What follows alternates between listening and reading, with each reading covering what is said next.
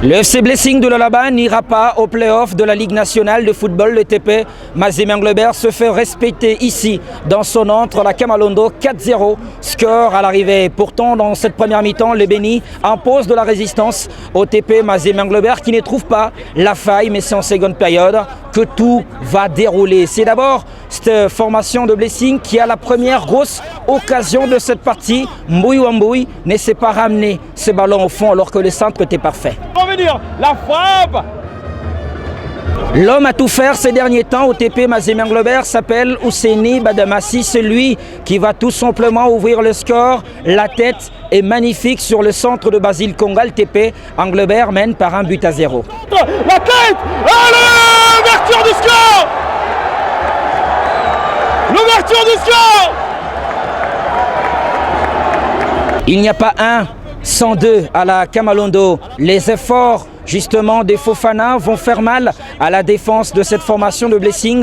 Le profiteur s'appelle Faverdi Bongeli. Oublié, c'est lui qui alourdit la mise. Ça fait 2-0 pour les Corbeaux. Et juste après, Luzolo Sita, latéral droit qui est parti aux avant-postes, va conclure cette action magnifiquement menée par le TP Mazembe Englebert. Sa tête plongeante est tout simplement extraordinaire. 3-0 pour les Corbeaux dans ces stades. Voilà, et la tête de Luzolo.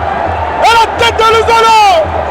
La tête de Luzolo. Mazembe va continuer à pousser et surtout à faire mal à cette défense de la formation de Blessing qui perd les pédales. C'est Faverdi Bongeli en solo qui va réussir une masterclass jusqu'à s'infiltrer dans la surface de réparation. Le jeune de Mazembe met le 4e but. Et Bongeli. Et Bongeli.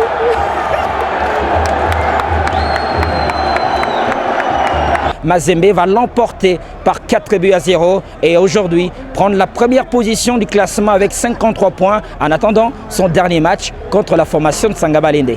Depuis le stade TP Mazembe de la Kamalondo, Mesha Kayembe, Dieudonné Batotela pour Nyota Radio et Télévision. Monsieur le manager, bonjour. Bonjour.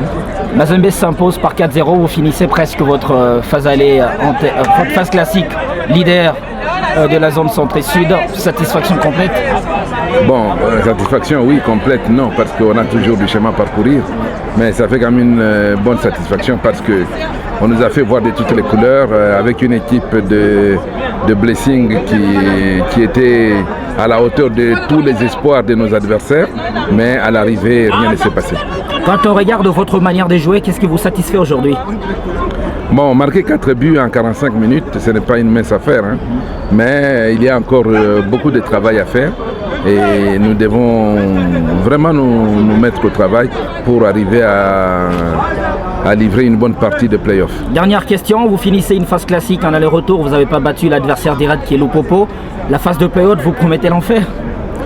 Bon, vous savez, Lupopo a été battu par Bassano, Tanganyika et Blessing.